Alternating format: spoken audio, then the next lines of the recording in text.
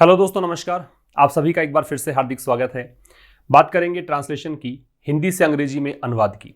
पिछली क्लासेस अगर आप देखना चाहते हैं तो एक प्लेलिस्ट बना हुआ है, translation made easy. Translation made easy, इस प्लेलिस्ट में जाकर पिछले सेशंस आप देख सकते हैं। देखिए, सेंटेंस कितना भी बड़ा क्यों ना हो, कितना ही कॉम्प्लिकेटेड क्यों ना हो, एक बेसिक कॉन्सेप्ट पर ट्रांसलेशन डिपेंड करता है और वही बेसिक कॉन्सेप्ट मैं आपको समझाने की यहां कोशिश करूंगा। आइए स्टार्ट करते हैं। बस आप तो इसे मैक्सिमम शेयर कर दीजिएगा और हर एक बात को नोट कर लेना जो भी आपको इंपॉर्टेंट लगे। इसका पीडीएफ मैं प्रोवाइड करवा दूंगा टेलीग्राम चैनल पर, लिंक आपको डिस्क्रिप्शन में दिया गया है।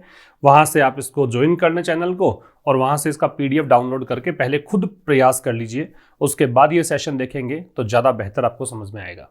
देखिए, मालगुडी आर.के. नारायण के उपन्यासों और छोटी कहानियों में दक्षिण भारत का एक काल्पनिक कस्बा है। जो भी सब्जेक्ट है सेंटेंस का, डूअर और सब्जेक्ट दो अलग अलग चीजें हैं। सब्जेक्ट जिसके बारे में कुछ कहा गया है, डूअर जो काम करने वाला है। तो यहां पे तो मैं सब्जेक्ट की बात करूंगा, डूअर तो यहां पे नहीं है। तो यहां पे क्या चीज है, मालगुडी की बात की गई है, तो मालगुडी ले लीजिए पहले। तो ये हो गया मालगुडी। और मालगुडी क्या है वो दे रखा है आपको यहां पे, एक काल्पनिक कस्बा है। तो मालगुडी एक कस्बा है। उल्टा लेते हैं, बताया था मैंने। इज, कस्बे को टाउन बोलते हैं, लेकिन इससे पहले एडजेक्टिव काल्पनिक जोड़ रखा है, तो इसलिए इज है क्या आ जाएगा, काल्पनिक, फिक्शनल। FICTIONAL, फिक्शनल का मतलब होता है काल्पनिक, और कस्बे को क्या बोलते हैं, टाउन। तो ये देखो, बेसिक स्ट्रक्चर तो पता होना चाहिए आपको। डिटरमिनर आएगा पहले, फिर एडजेक्टिव, एडवर्ब आते हैं ना, एडवर्ब आएगा, फिर एडजेक्टिव आएगा, फिर नाउन। चूंकि एडवर्ब नहीं था तो एडजेक्टिव आ गया, फिर नाउन आ गया। तो Malgudi is a fictional town. किसमें है, दक्षिणी भारत का है, तो ये का के लिए लगा दिया ऑफ, दक्षिणी भारत के लिए south India, of south India. और आगे दे रखा है मे के लिए लगा देंगे इन। किसमें, कहानियों और उपन्यासों में, तो इन नॉवेल्स एंड शॉर्ट स्टोरीज, छोटी कहानियां हैं, शॉर्ट स्टोरीज। तो ये आपका ट्रांसलेशन हो गया पहले सेंटेंस का। भी सबसे पहले हमने मालगुडी को लिया, मालगुडी की चर्चा की गई है। क्या है मालगुडी, एक काल्पनिक कस्बा है, तो Malgudi is a fictional town. किसका है, दक्षिण भारत का, तो ऑफ साउथ इंडिया। कहां पर है, उपन्यासों और छोटी कहानियों में, तो इन नॉवेल्स एंड शॉर्ट स्टोरीज। आगे दे रखा आर.के. नारायण की। तो ये आर.के. नारायण की छोटी कहानियां और उपन्यास हैं, तो of R K. Narayan, of R K. Narayan. ये हो गया भाई पहले सेंटेंस का ट्रांसलेशन। दूसरा सेंटेंस देखिए। इस मंदिर को 100 साल पुराना बताया जाता है। इसकी भूमि 7000 वर्ग किलोमीटर में फैली हुई है और यह मंदिर एक ट्रस्ट के द्वारा चलाया जाता है। ठीक है, तो इस मंदिर को 100 साल पुराना बताया जाता है। पहले तो ये देखो, ये स्ट्रक्चर देखेंगे, पता लगेगा कि ये पैसिव वॉइस का स्ट्रक्चर है, क्योंकि यहां पे ये मंदिर तो काम नहीं कर रहा, इस मंदिर पर तो काम हो रहा है। तो इसलिए आप लिखेंगे दिस टेम्पल, यह मंदिर। अब देखिए, पैसिव वॉइस है, किसका है, बताया जाता है। ये प्रेजेंट सिंपल का पैसिव है, तो इसलिए प्रेजेंट सिंपल का पैसिव इज एम आर में जाता है। फर्स्ट फॉर्म का इज एम आर में टेम्पल के साथ लगेगा इज। बताया जाना, is told. This temple is told, क्या बताया जाता है, 100 साल पुराना, तो सीधा इज टोल्ड 100 ईयर्स ओल्ड कर दें, या फिर इसका मतलब ये जो इज टोल्ड के बाद में आप लगाइए कुछ ऐसा जो बी की फॉर्म लेकर आ जाए, क्योंकि यहां पे इसको बताया जाता है 100 साल पुराना। तो मैं अगर इतना सा कर दूंगा, this temple is told 100 years old, इसकी बजाय यूं कहें कि this temple is told to be 100 years old, कि यह इतना पुराना है, is it to be 100 year old. समझ रहे हो, भी मैंने टू बी क्यों लगाया, क्योंकि यहां पे बताया जाता है कि ये इतना साल पुराना मंदिर है, यही तो कहोगे। तो है के सेंस में आपको बी का फॉर्म देना पड़ेगा। मैं इज लगा नहीं सकता क्योंकि यहां पे टोल्ड ऑलरेडी आ चुका है, इसलिए मैंने टू बी ले लिया। तो this temple is told to be 100 years old. ठीक है, इसके बाद में इसकी भूमि 7000 वर्ग किलोमीटर में फैली हुई है, तो इसकी भूमि के लिए क्या आ जाएगा, इट्स लैंड। फैली हुई है, तो यहां पे इज स्प्रेड। अब यहां पे भी देखो पैसिव का सा स्ट्रक्चर लेना है, स्प्रेड के तीनों फॉर्म सेम, तो इज स्प्रेड। ठीक है, इट्स लैंड इज स्प्रेड, फैली हुई है, कितना, 7000 वर्ग किलोमीटर में फैली हुई है। इज स्प्रेड ओवर, मतलब इतने जगह पे फैली हुई है, इसलिए ओवर लगा दिया, 7000 स्क्वायर किलोमीटर्स। ठीक है, तो it's land is spread over 7000 square kilometres. और यह मंदिर एक ट्रस्ट के द्वारा चलाया जाता है, और के लिए लगा देंगे एंड, ठीक है, और के लिए लगा देंगे एंड, यह मंदिर, तो दिस टेम्पल, फिर देखिए चलाया जाता है, चूंकि टेम्पल काम नहीं कर रहा है, इस पर काम हो रहा है तो पैसिव वॉइस है, और जब कोई भी काम किया जाता है ऐसा सेंस आए तो is am are plus third form passive voice, जैसा कि हमने पहले वाले का बनाया। तो चलाया जाता है, चलाए जाने को बोलते हैं रन, तो is run, run rain run, ठीक है, थर्ड फॉर्म हो गई।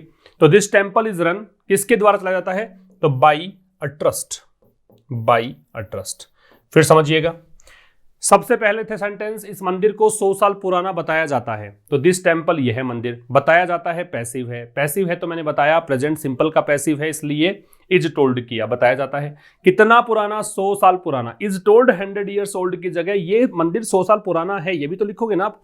तो इस है के लिए अपन ने क्या किया, टू बी लगा दिया, फिर 100 ईयर्स ओल्ड। इसकी जमीन जो है, इसकी भूमि जो है, इट्स लैंड, वो फैली हुई है, इज स्प्रेड, कितने जगह पे फैली हुई है, तो इतने जगह पे, तो ओवर 7000 स्क्वायर किलोमीटर्स, एंड, और यह मंदिर, तो दिस टेम्पल, चलाया जाता है तो इज रन, ये पैसिव वॉइस हो गया, किसके द्वारा, द्वारा के लिए बाई, और ट्रस्ट है एक ट्रस्ट, तो बाई अ ट्रस्ट, ठीक है। आगे देखिए, उसने एक बड़ा व्यापार शुरू किया है, ठीक है, एक तो यही तक का सेंटेंस ले लेते हैं पहले, उसने एक बड़ा व्यापार शुरू किया है, तो ही, शुरू किया है, कोई भी काम किया है, कर चुका है। पिछले सेशन में हमारा डिस्कशन हुआ था कि ऐसा कोई भी सेंटेंस हो जहां पे कर लिया है, कर चुका है, तो वहां पे हैज है प्लस थर्ड फॉर्म लगाते हैं, प्रेजेंट परफेक्ट लगाते हैं, ही के साथ लगाएंगे हैज।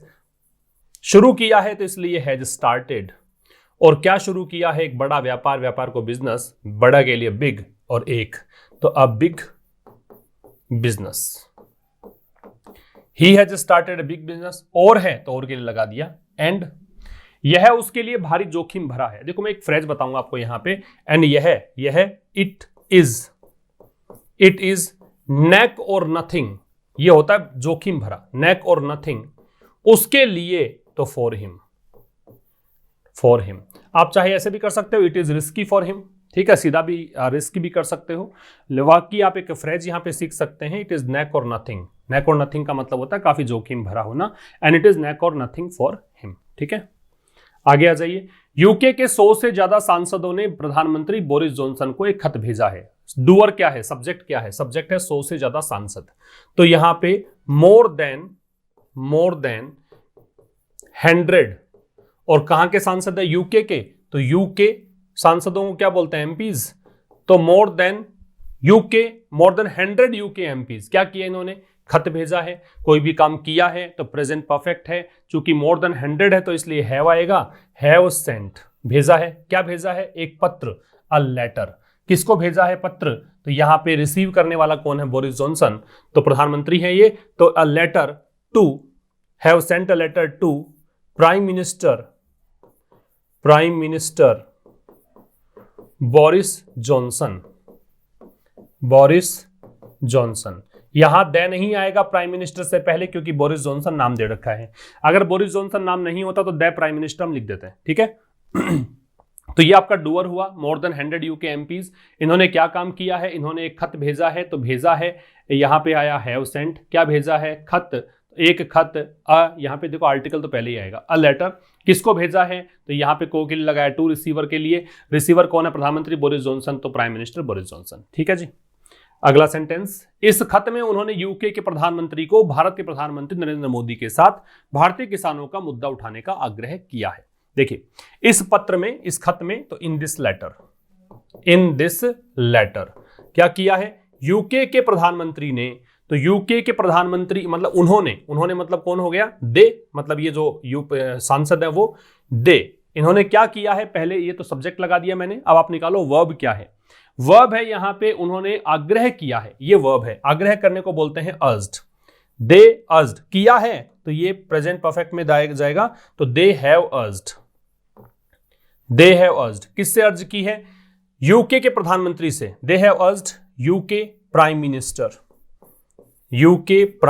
मिनिस्टर, किस चीज की अर्ज की है, तो वो जोड़ दीजिए, तो they have urged UK prime minister to, इन्होंने अर्ज ये किया है कि भारतीय किसानों का मुद्दा उठाया जाए, टू उठाने को बोलते हैं रेज, क्या उठाना है, भारतीय किसानों का मुद्दा, टू रेज इंडियन, ये भारतीय, ये किसान फार्मर्स, और इनका मुद्दा चूंकि प्लूरल है तो अपोस्ट्रोफी लास्ट में लगेगा, फार्मर्स इश्यू, ठीक है। और किसका उठाना मुद्दा? विद भारत के प्रधानमंत्री के साथ, with Indian prime minister, with Indian prime minister, और नाम दे रखा है तो वो नाम जोड़ दीजिए, with Indian prime minister Narendra Modi. ये आपका ट्रांसलेशन हुआ इस अंतिम सेंटेंस का। एक बार फिर समझना, इन दिस लेटर, इस पत्र में, इस खत में, ये आपका सब्जेक्ट हो गया उन्होंने, तो ये आ गया दे।